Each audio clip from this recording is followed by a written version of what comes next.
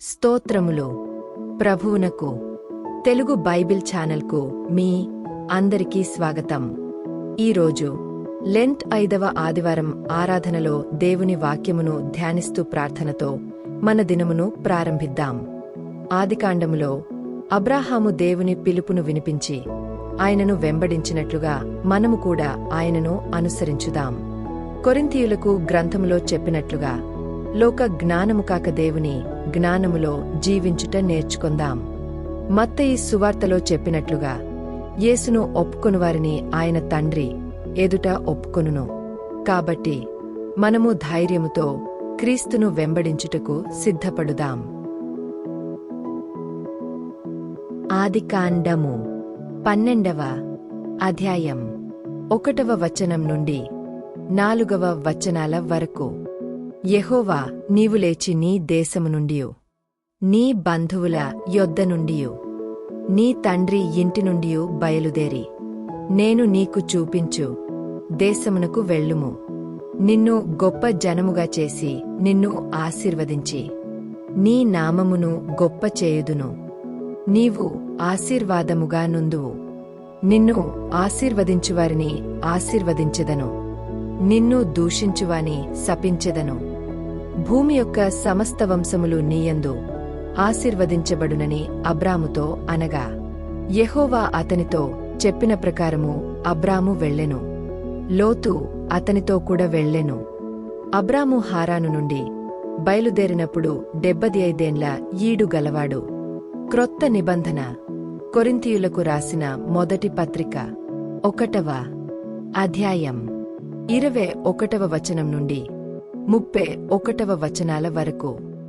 దేవుని జ్ఞానానుసారముగా లోకము తన జ్ఞానముచేత దేవునిని ఎరుగకుండినందున సువార్త ప్రకటన యను వెరితనముచేత నమ్మువారిని రక్షించుట దేవుని దయాపూర్వక సంకల్పమాయెను. యూదులు సూచక క్రియలు చేయమని అడుగుచున్నారు, గ్రీసుదేశస్థులు జ్ఞానము వెదకుచున్నారు. అయితే మేము సిలువ వేయబడిన క్రీస్తును ప్రకటించుచున్నాము. ఆయన యూదులకు ఆటంకముగాను అన్యజనులకు వెరితనముగాను ఉన్నాడు. గాని యూదులకేమి గ్రీసుదేశస్థులకేమి పిలువబడినవారికే క్రీస్తు దేవుని శక్తియును దేవుని జ్ఞానమునై యున్నాడు. దేవుని వెర్రితనము మనుష్య జ్ఞానము కంటే జ్ఞానము గలది, దేవుని బలహీనత మనుష్యుల బలము కంటే బలమైనది. సహోదరులారా, మిమ్మును పిలిచిన పిలుపును చూడుడి. మీలో లోకరీతిని జ్ఞానులైనను ఘనులైనను గొప్ప వంశమువారైనను అనేకులు పిలువబడలేదుగాని, ఏ శరీరియు దేవుని ఎదుట అతిశయింపకుండునట్లు జ్ఞానులను సిగ్గుపరచుటకు లోకములో నుండు వెర్రివారిని దేవుడు ఏర్పరచుకొనియున్నాడు. బలవంతులైన వారిని సిగ్గుపరచుటకు లోకములో బలహీనులైన వారిని దేవుడు ఏర్పరచుకొనియున్నాడు. ఎన్నికైన వారిని వ్యర్థము చేయుటకు లోకములో నీచులైన వారిని తృణీకరింప బడినవారిని ఎన్నికలేనివారిని దేవుడు ఏర్పరచుకుని యున్నాడు. అయితే ఆయన మూలముగా మీరు క్రీస్తు యేసునందున్నారు. అతిశయించువాడు ప్రభువునందే అతిశయింపవలెను అని వ్రాయబడినది. నెరవేరునట్లు దేవుని మూలముగా ఆయన మనకు జ్ఞానమును నీతియు పరిశుద్ధతయు విమోచనమునాయను. కొత్త నిబంధన మత్తయి సువార్త 10వ అధ్యాయం 32వ వచనం నుండి 42వ వచనాల వరకు.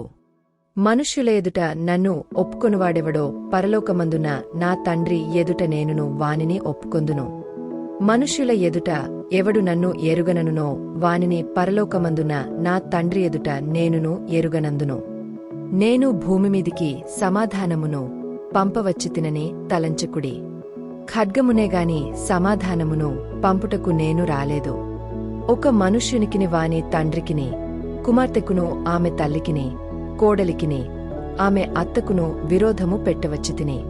ఒక మనుష్యుని ఇంటివారే అతనికి శత్రువులగుదురు. తండ్రినైనను తల్లినైనను నాకంటే ఎక్కువగా ప్రేమించువాడు నాకు పాత్రుడు కాడు.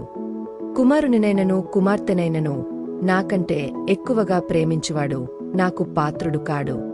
తన సిలువను ఎత్తికొని నన్ను వెంబడింపనివాడు నాకు పాత్రుడు కాడు. తన ప్రాణము దక్కించుకొనువాడు దాని పోగొట్టుకొనుగాని నా నిమిత్తము తన ప్రాణము పోగొట్టుకొనువాడు దాని దక్కించుకొనును. మిమ్మును చేర్చుకొనువాడు నన్ను చేర్చుకొనును. నన్ను చేర్చుకొనువాడు నన్ను పంపినవాని చేర్చుకొనును. ప్రవక్త అని ప్రవక్తను చేర్చుకొనువాడు ప్రవక్త ఫలము పొందును. నీతిమంతుడని నీతిమంతుని చేర్చుకొనువాడు నీతిమంతుని ఫలము పొందును. మరియు శిష్యుడని ఎవడు ఈ చిన్నవారిలో ఒకనికి గిన్నెడు చన్నీళ్లు మాత్రము త్రాగనిచ్చునో వాడు తన ఫలము పోగొట్టుకొనడని నిశ్చయముగా మీతో చెప్పుచున్నాను. వాక్య సందేశం. ఈ వాక్యములు దేవుని పిలుపును అనుసరించుట గురించి చెబుతున్నాయి. అబ్రాహాము తన జీవితాన్ని విడిచి దేవుని వెంబడించెను. యేసు కూడా మనకు చెబుతున్నాడు, ఆయనను ఒప్పుకొని ఆయనను అనుసరించుమని. సందేశం: క్రీస్తును వెంబడించుట అంటే సంపూర్ణ సమర్పణ. ప్రార్థన: ప్రభువా, నిన్ను వెంబడించుటకు మాకు ధైర్యమును ప్రసాదించుము. లోక విషయములను విడిచి నీ చిత్తంలో నడుచుటకు మాకు సహాయము చేయుము. నిన్ను ఒప్పుకొని విశ్వాసముతో జీవించుటకు మాకు బలమును అనుగ్రహించుము. మా జీవితములో నీకు మహిమ కలిగించునట్లు చేయుము. యేసు నామములో ప్రార్థించుచున్నాము. ఆమేన్. ఈ వీడియోలో యూట్యూబ్ యొక్క కొత్త ఫీచర్ అయిన క్విజ్ కూడా ఉంది. మీరు తప్పకుండా ప్రయత్నించండి. ఈ వాక్యం మీ హృదయాన్ని బలపరిస్తే లైక్ చేయండి, షేర్ చేయండి మరియు మా తెలుగు బైబిల్ ఛానల్ను సబ్స్క్రైబ్ చేయండి. యూట్యూబ్ మీరు తదుపరి వీడియోను ఇష్టపడతారని భావిస్తుంది. దయచేసి చూడండి మరియు మీ ప్రార్థన, అభ్యర్థనను మాతో పంచుకోండి.